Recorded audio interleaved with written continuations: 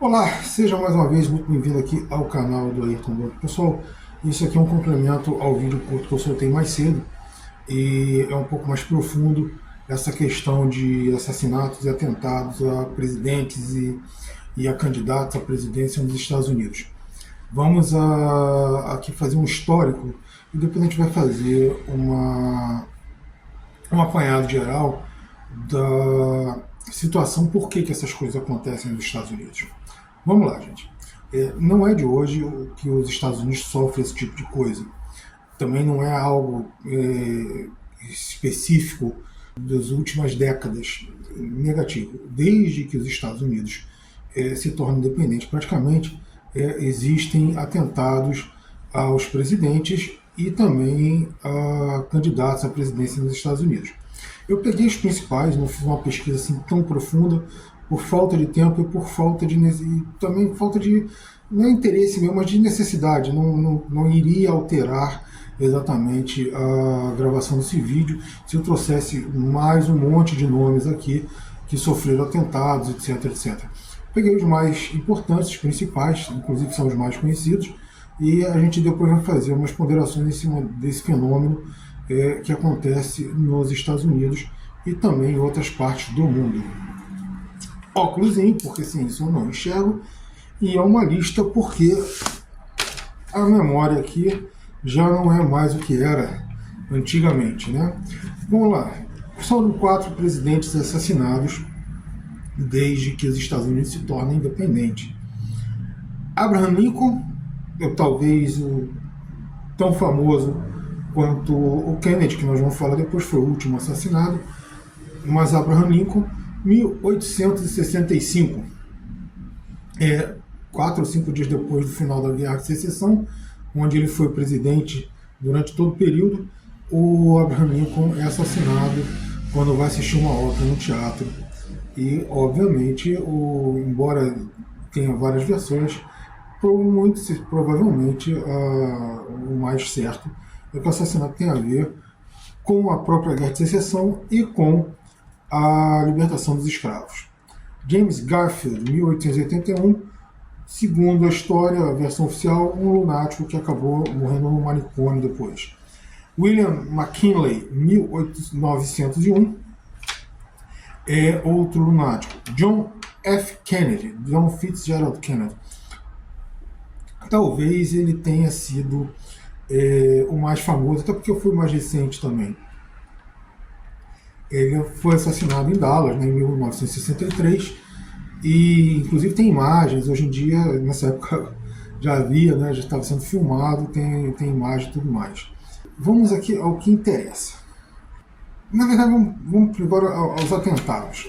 Andrew Jackson, em 1835, ou seja, antes do Lincoln já tinha havido uma tentativa de assassinato. Theodore Roosevelt, em 1912. Franklin Roosevelt, em 1933. Harry Truman, 1950. Richard Nixon, 1974. Aqui é uma série, tá? Richard Nixon, em 1974. Gerald Ford, 1975. Jimmy Carter, 1979. Ronald Reagan, 1981. Fala-se também que o Bush, o filho, que o Barack Obama e que o próprio Trump sofreram atentados durante suas presidências, mas sem terem sido alvejados, sem ter havido uma repercussão maior. Então, veja bem, tudo isso aqui, alguns podem ter sido um maluco realmente, como foi o caso do Reagan, diz que queria chamar a atenção da atriz Jodie Foster, na época jovem, belíssima, e ele achou que matar o Reagan iria chamar a atenção da atriz Jodie Foster. Bom, apesar de um lunático ou outro possa ter participado dessas maluquices aqui de assassinar presidentes, a grande verdade é a seguinte: a maioria deles tiveram seus atentados em épocas bastante conturbadas. Tá? O Lincoln, Guerra de Secessão, 5 dias após o fim, 4 ou 5 dias após o fim da Guerra de Secessão. Outros aqui também, que você tem a Marcha para o Oeste, por exemplo, em 1831, 1901, os Estados Unidos estão vivendo a sua marcha para o oeste, tá desbravando aquelas terras de oeste lá. Andrew Jackson, 1835, ainda ali alguma coisa com o México e tal. Theodore Roosevelt e Franklin Roosevelt, você veja que é exatamente um pouquinho antes da Primeira e um pouco depois da Segunda Guerra Mundial.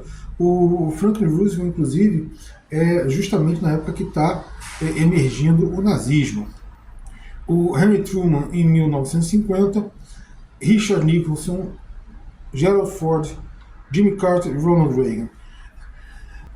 Todos esses presidentes aqui, eles sofrem atentados naquela transição em que os Estados Unidos usava a correlação do dólar com o ouro para valorização da moeda, que eles disseram que lá no Fort Knox estava cheio de ouro. Alguns dizem que isso é mentira, mas assim, eles usaram essa correlação do dólar com o ouro.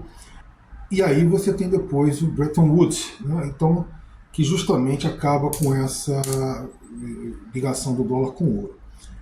E você tem, um pouco antes, em 63, o John F. Kennedy. John F. Kennedy que queria tirar o domínio do Banco Central americano, que todo mundo diz que acha, o Federal Reserve, né? Que todo mundo acha que é público e não é um domínio privado. Daí essa ideia estapafúrdia que surgiu no Brasil de você dar um mandato e uma autonomia total ao Banco Central no Brasil.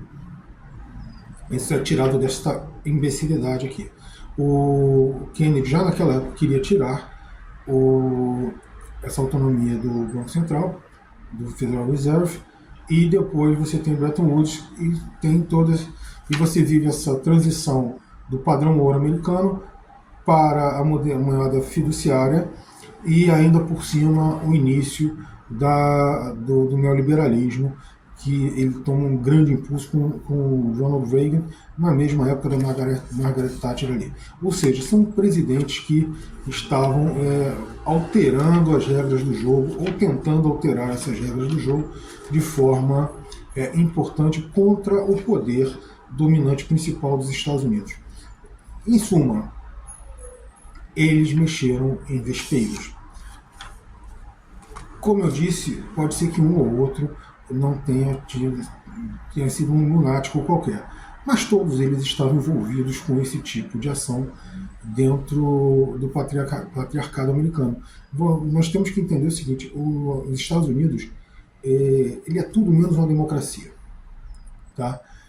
Aquele bipartidarismo que eles falam lá, alternância de poder, não há alternância de poder quando quem sai e quem entra faz praticamente a mesma coisa que o anterior e praticamente a mesma coisa que o seu sucessor fará. Então, assim, isso não é alternância de poder. Isso é só alternância de cadeira ou de moscas. No linguajar mais chulo, mais popular, é uma alternância de moscas.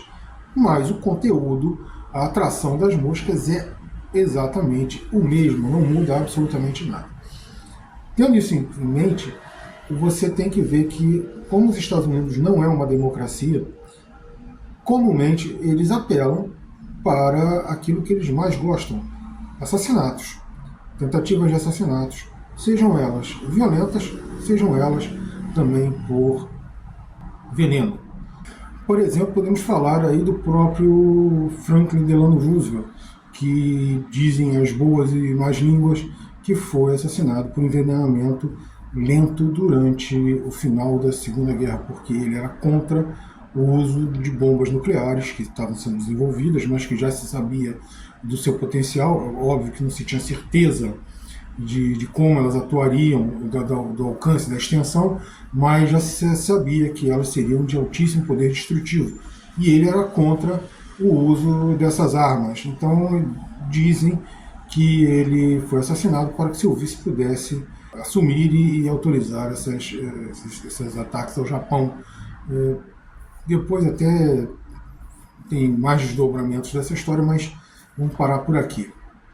Além desses aí, ainda tivemos o Bob Kennedy, irmão do John Kennedy, que foi assassinado durante uma campanha presidencial, e agora o Trump, que sofreu uma tentativa de assassinato. Ou seja, pelo menos 2 candidatos também sofreram uma tentativa de assassinato. Eu não pesquisei mais a fundo sobre isso, porque eu acho que não alteraria muito a conclusão que nós vamos chegar aqui. Eu já disse que, para mim, os Estados Unidos não é uma democracia, nunca foi, porque a democracia é o poder do povo, pelo povo, para o povo. E Estados Unidos e outros países, como o Brasil, por exemplo, não é o poder do povo, pelo povo, para o povo. É o poder das elites, pelo povo, para as elites. E é assim que tem funcionado. Em raras ocasiões, por exemplo, o Brasil ou mesmo Estados Unidos conseguiram enfrentar esses poderes hegemônicos no país e distribuir alguma coisa ao povo, representar realmente algum avanço socioeconômico para a nação, não para o país, para a nação. Mas, de modo geral, esses países têm sido guiados e liderados mesmo na direção única e exclusivamente de enriquecer cada vez mais suas elites e até mesmo com a destruição do tecido social e da própria nação, como nós vemos muito claramente no Brasil. Toda essa balbúrdia, toda essa confusão que acontece no Brasil hoje em dia é parte desse processo. Então, fica aqui o recado, não é de se estranhar, isso já era meio que esperado, vários analistas já falavam da possibilidade de atentados ao Trump, agora já se fala de possibilidade de atentado ao Biden, mas ao mesmo tempo são atentados que apenas mostram uma cisão dessa elite americana, essa cisão desse patriarcado, porque cada um representa facções que agora estão se debatendo, né? Mas no fundo, essas facções, mais do que eleger um presidente, elas precisam ter tempo, né? E nesse caso o Partido Democrata nos últimos anos ele teve mais tempo, ou seja, aquela facção do Partido Democrata, que é representada pelo Partido Democrata, teve mais tempo de aparelhar, de alterar as instituições vigentes que coordenam realmente a vida do país. A passagem do Bush filho e do Bush pai foram muito curtas, o próprio Trump também, e eles não tiveram tempo hábil para alterar a correlação de poder dentro das instituições americanas. A verdade é que quem assume tem um poder, embora teoricamente muito grande, quem assume tem um poder bastante limitado em termos de ingerência. Para você alterar realmente os rumos do país, você teria que ter vários anos de seguidos, realmente, 8 anos para começar a conversar. Ou seja, teria que ser 12, 14, 16 anos de uma governança de uma facção para alterar o que existe hoje em dia dentro do próprio Estados Unidos. Isso dificilmente acontece. Ou seja, as instituições estão aparelhadas, continuarão aparelhadas e continuaremos a ver exatamente a mesma política dos Estados Unidos para o mundo, pelo menos nos próximos anos aí. Se vai ser o Trump ou se vai ser o Biden eleito, não importa muito, né? Assim, o Biden, a verdade é que ele já está bastante incapacitado já há alguns anos, mesmo quando da última corrida eleitoral, quando ele se elegeu, ele já mostrava alguns sinais dessa incapacidade, e mesmo assim a máquina americana continuou rodando sem a sua liderança máxima. Ou seja, ali o presidente é apenas um representante, mas um representante de poderes muito limitados. Isso aí, pessoal. Valeu pela presença de todos vocês aqui no nosso próximo vídeo. Espero vocês lá.